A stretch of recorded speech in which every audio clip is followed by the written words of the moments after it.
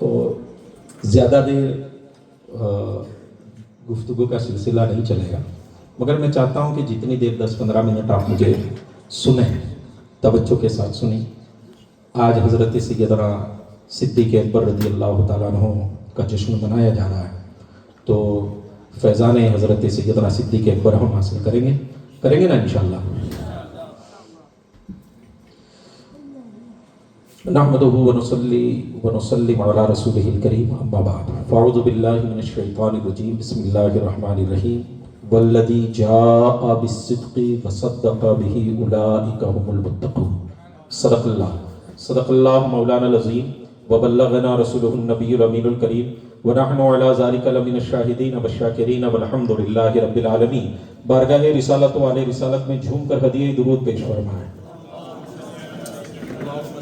سيدنا مولانا محمد وعلى آل محمد كما تحب وترضى بأن تصلي عليه صلاة وسلام عليك يا سيدي يا رسول اللہ سیدی یا نبی اللہ صلی اللہ تعالیٰ علیہ وسلم۔ میں ایسا تو نہیں کہوں گا کہ میری آواز زیادہ ہے آپ کی کم ہے، مگر ٹھنڈی کی وجہ سے نیند کا غلبہ ہو سکتا ہے، اور آپ کو ماشاءاللہ ناظم جلسہ نے اچھی طرح جگایا ہے، اور میں جانتا ہوں کہ آپ بالکل تیار ہیں، مگر ہو سکتا ہے کہ ٹھنڈک کی وجہ سے آواز تھوڑی پست ہو۔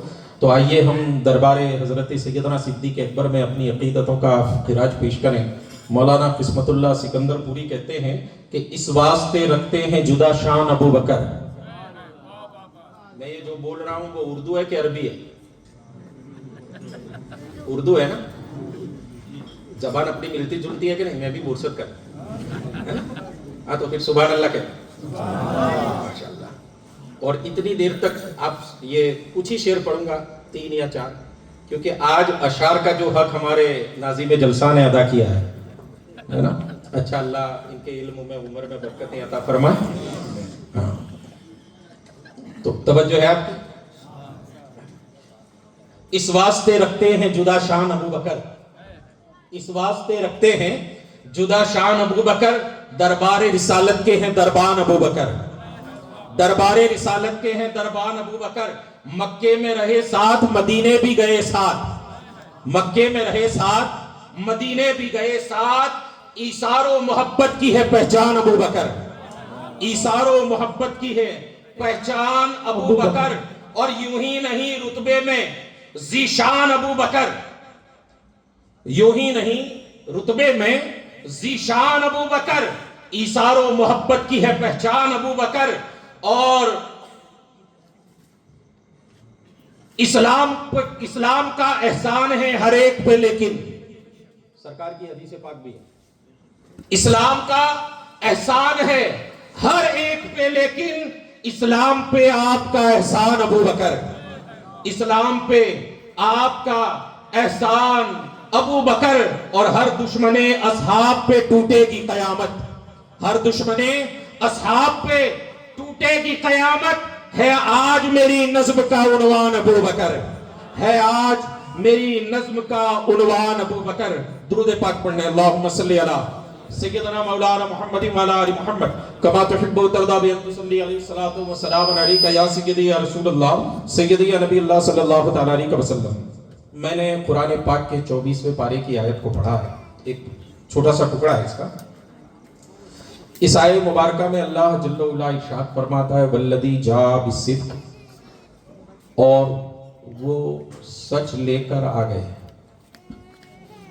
وصدق بہ اولئک ھم المتقون، اور جنہوں نے تصدیق کی وہی ڈر والے ہیں۔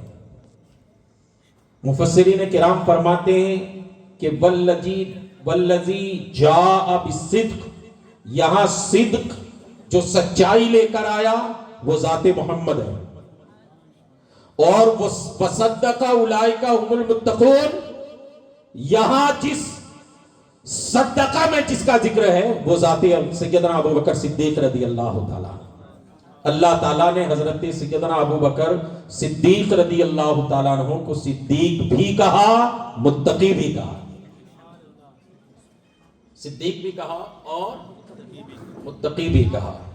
ابھی آپ جامعہ فیضان احمدی کے تعلق سے سماعت کر رہے تھے، کافی باتیں ہمارے حضرت سید یاسین باپو نقشبندی صاحب جو جامعہ فیضان احمدی کے سپرنٹینڈنٹ ہیں، بہت اچھے انداز میں انہوں نے ساری باتیں رکھی ہیں، اور جامعہ کے تعلق سے آپ نے جتنی باتیں سنی، تعلیم، دینی تعلیم، دنیاوی تعلیم، عمارت، بچوں کی خدمت، بچوں کا خیال، ان کی فزیکل فٹنس، یہ جتنی باتیں ہیں نا، یہ سارا جسم ہے. کیا ہے؟ یہ سارا جسم ہے. اس جسم کی جان سید حامد بابا ہے نا. یہ وہ جامعہ کی روح رواں ہیں جنہوں نے نہ دن دیکھا نہ رات، اور جس انداز سے عمارت بنائی ہے اسی معیار کی تعلیم بھی الحمدللہ وہاں ہو رہی ہے نا. آپ دعا کریں اللہ تعالیٰ جامعہ فیضان احمدی کو دین دونی رات چوگنی ترقی عطا فرمائے. آپ زیادہ کچھ نہ کر سکیں تو میری آپ سے ریکویسٹ ہے کہ آپ جب آنند کی طرف جانے لگیں تو جہاں سے ناپاڑ کا راستہ مڑتا ہے غالباً 4 یا 5 کلومیٹر بنتا ہے، وہاں سے آپ ایک مرتبہ وزٹ کیجئے، صرف دیکھنے آئیے، وہاں کی عمارت دیکھیے، وہاں کے بچوں کی پڑھائی دیکھیے. آپ دیکھیں گے تب بھی ہمیں تسلی ہوگی. آئیں گے انشاءاللہ، ہے نا. اور علماء سے تو یہ وہ ہمارے رہنما ہیں کہ جو ہر وقت پر قدم قدم پر رہنمائی کرتے ہیں، اور دل و جان سے ان تمام علماء کرام کے دربار میں عریضہ ہے کہ جب بھی آپ کے قیمتی وقت میں گنجائش ہو تو وہ قیمتی لمحات ہم جامعہ فیضان احمدی کے ذمہ داران کی جھولی میں آپ ڈال دیں. کوشش کریں میں عرض کر رہا تھا، آج ہم اور آپ ذکر کر رہے ہیں حضرت سیدنا ابو بکر صدیق رضی اللہ تعالیٰ عنہ کا. یہ وہ ذات ہے جس کے بارے میں سرکار محدث اعظم علیہ رحمت و رضوان اپنے ایک کلام کے مقطع میں کہتے ہیں کہ مرتبہ حضرت صدیق کا ہے یہ سید، مرتبہ حضرت صدیق کا ہے یہ سید، ہر فضیلت کے وہ جامع ہیں نبوت کے سوا، ہر فضیلت کے وہ جامع ہیں نبوت کے سوا. یہ حضرت سرکار سیدنا ابو بکر صدیق رضی اللہ تعالیٰ عنہ کی شان ہے. اور آپ سنتے ہی رہتے ہیں علماء کرام سے کہ حضرت سیدنا ابو بکر صدیق رضی اللہ تعالیٰ عنہ نے کتنی قربانیاں پیش کی. اگر شب ہجرت کی ہم بات کریں تو غار ثور ایک ایسی جگہ ہے جہاں آج بھی اونچائی کلومیٹروں ہے نا. لوگوں نے محنت کر کے، مسلمانوں نے وہاں راستے ہموار کیے ہیں، مگر آج بھی جتنے غار ثور تک پہنچتے ہیں نا، وہ کتنے ہی باڈی بلڈر کیوں نہ ہو، وہ کتنے ہی رستم کیوں نہ ہو، مگر اسے کچھ دور چلنے کے بعد بیٹھنا ہے. 2-4 گھونٹ پانی نہیں پیے گا تو اوپر، مگر قربان جاؤ حضرت سیدنا ابو بکر صدیق رضی اللہ تعالیٰ عنہ کی ذات بابرکات پر کہ شب ہجرت جب جبل ثور پر چڑھنا شروع کیا تو جبل ثور کے جو پتھر تھے وہ نوکیلے تھے، وہاں کانٹے تھے. ہماری گجراتی زبان میں جس کو شول کہتے ہیں ہے نا، اس کی سائز 3-3 انچ 4-4 انچ کی ہوتی ہے، اور ایک مرتبہ قدم میں اگر لگ جائے تو 4-4 دن تک ہم اللہ کو یاد کرتے ہیں. ایسی پتھریلی وادی میں، ایسے پتھریلے پہاڑ پر حضرت سیدنا ابو بکر صدیق نے حضور پاک علیہ الصلوۃ والتسلیم کے ساتھ چڑھنا شروع کیا. کچھ ہی بلندی کو طے کیا تھا کہ حضرت سیدنا ابو بکر صدیق نے محسوس کیا کہ حضور پاک علیہ الصلوۃ والتسلیم کو چڑھنے میں دشواری محسوس ہو رہی ہے. عرض کرتے ہیں یا رسول اللہ صلی اللہ تعالیٰ علیہ وسلم، اے اللہ کے رسول آپ میرے کاندھے پر سوار ہو جائیں، غلام آپ کو اوپر تک لے چلے گا، غلام آپ کو اوپر تک لے چلے گا. حضرت سیدنا ابو بکر صدیق رضی اللہ تعالیٰ عنہ سے سرکار نے ارشاد فرمایا، اے ابو بکر راستہ کٹھن ہے، بلندی یہ جو اونچائی ہے جس پر آپ چڑھ رہے ہیں یہاں چلنا آسان نہیں ہے، ہم جب تنہا نہیں چل پا رہے ہیں، اے ابو بکر تم مجھے اٹھا کر کیسے چلو گے؟ حضرت سیدنا صدیق اکبر کرتے ہیں یا رسول اللہ آپ وہ ذات ہے جس کو اللہ نے گرتے ہوئے کو اٹھانے کے لیے پیدا کیا. نعرہ تکبیر، نعرہ رسالت، فیضان صدیق اکبر زندہ باد. بہت اچھے، بہت اچھے. یا رسول اللہ آپ نے گردوں کو گرے ہوئے کو اٹھایا ہے اور گردوں کو سنبھالا ہے. جب حضرت سیدنا صدیق اکبر کا یہ عاشقانہ جواب سنا تو سرکار سوار ہوئے اور حضرت سیدنا ابو بکر صدیق رضی اللہ تعالیٰ عنہ نے چڑھنا شروع کیا. چڑھتے گئے اس دور کے رکانہ اور اس دور کے رستم جن کی سانسیں چند گز چلنے کے بعد پھول جایا کرتی تھی، ابو بکر صدیق رضی اللہ تعالیٰ عنہ چڑھتے ہی چلے گئے. اور کہاں جا کر ٹھہرے؟ جب غار ثور کے منہ کے قریب پہنچے حضرت سیدنا ابو بکر صدیق رضی اللہ تعالیٰ عنہ نے حضور کو اپنے کاندھے پر اٹھایا. واقعی آپ سنتے ہیں، مگر یہاں اس میں ایک نقطہ میں آپ کے سامنے رکھنا چاہتا ہوں، علماء سے رہنمائی چاہتا ہوں. آپ نے ایک واقعہ اور سنا ہے اسی طرح کا، مگر وہ معاملہ الگ ہے. وہ سرکار دو عالم صلی اللہ تعالیٰ علیہ وآلہ وسلم کے نواسوں کا واقعہ. آپ سنتے ہیں کہ جب حضرت سیدنا امام حسن رضی اللہ تعالیٰ اور حضرت سیدنا امام حسین رضی اللہ چھوٹے تھے تو اللہ کے رسول صلی اللہ علیہ وسلم انہیں اپنے کاندھے پر سوار کرتے تھے. وہ شہزادے جب نبی کے کاندھے پر سوار ہوتے تھے تو ایک قدم داہنے شانے پر، دوسرا بائیں شانے پر، قلب نبوت پر حضرت سیدنا امام حسن اور حسین کا قدم ہوتا تھا. وہ نبی انہیں مدینے کی گلیوں میں گھماتے تھے. یہ واقعہ سنتے ہیں نا. اب یہاں سنیے، حضرت سیدنا ابو بکر صدیق رضی اللہ تعالیٰ عنہ شب ہجرت نبی کو اپنے کاندھے پر سوار کیا. آپ اندازہ لگائیں کہ حضرت سیدنا ابو بکر صدیق رضی اللہ تعالیٰ عنہ نے جب نبی کو اپنے کاندھے پر سوار کیا تو نبی کا ایک قدم حضرت ابو بکر صدیق کے داہنے سینے کی طرف ہے، دوسرا بائیں سینے کی طرف ہے. اور جب وقت آیا تو منکرین زکات نے جب سر اٹھایا، دشمنان رسول نے جب سر اٹھایا، جھوٹے نبوت کے دعوے داروں نے سر اٹھایا، تو حضرت سیدنا ابو بکر صدیق ان کے سامنے ڈٹے اور اس انداز سے ڈٹے کہ منکرین زکات نے حضرت سیدنا ابو بکر صدیق کے قدموں میں پناہ لی. جھوٹے دعوے داروں نے جنہوں نے نبوت کا دعویٰ کیا تھا حضرت سیدنا ابو بکر صدیق کے قدموں میں انہوں نے بھی پناہ لی. حضرت سیدنا صدیق اکبر کے قدموں میں یہ طاقت کہاں سے آئی؟ یہ شب ہجرت تھی کہ نشان قدم مصطفیٰ نے حضرت صدیق اکبر کے قلب کو اتنا مضبوط کیا، سارے دشمن ایک طرف ہے، نبی کا یہ غلام ایک طرف. نعرہ تکبیر، نعرہ رسالت، حضور خلیفہ شیخ الاسلام زندہ باد. بہت اچھی. یہ حضرت سیدنا صدیق اکبر ہے. اس قلب کو مضبوط اللہ کے رسول کے قدموں نے کیا.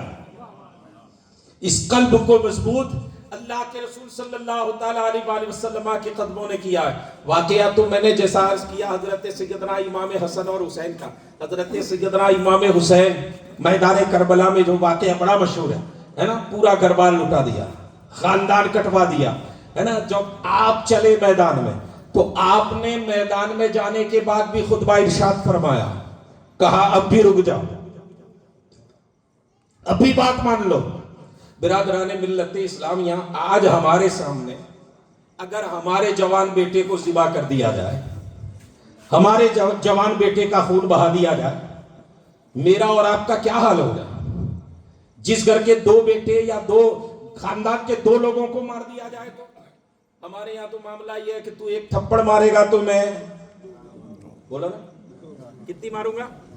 دو. تو نے دو مارے ہیں تو ہم بہادری، اور اسی بہادری میں ہم یہاں تک آ گئے ہیں. اسی بہادری میں بولے آج یہ جو ہمارا حال ہے نا، اسی بہادری کا. حیرت کی بات یہ ہے، تھوڑا سا کڑوا لگے گا، تکلیف بھی ہو سکتی ہے. اگر یہی ایذا، یہی تکلیف موجودہ دور میں ہمیں کوئی دشمن دیتا ہے تو مار کھا کر بھی ہم کیا کہتے ہیں؟ سوری، کیا کہتے ہیں کہ نہیں؟ اگر یہاں معاملہ بڑھا تو ہم کیا کہتے ہیں؟ جان کا خطرہ ہو سکتا ہے. برادران ملت اسلامیہ، جہاں آپ دشمن کے سامنے آپ کی غلطی نہ ہونے پر سوری کہتے ہیں، اپنے دینی بھائی کو یہ گھریلو جو آپ کے اختلافات ہیں، علاقائی اختلافات ہیں، آپ اپنے بھائی سے سوری کہتے ہیں، معافی مانگ لیں. دشمن کے سامنے جھکنے سے بھائی کے سامنے جھکو، اللہ عزتیں بڑھا دے گا، اللہ عزتیں بڑھا دے گا، ہے نا۔ یہ وہ عقل مندی کا دور نہیں ہے کہ آپ اپنے جتنے بھی اختلافات ہیں انہیں چرم سیما پر پہنچائیے، جتنا جلدی ہو ختم کیجئے تاکہ وجود میں برکتیں آئیں۔ کوشش کریں گے انشاءاللہ۔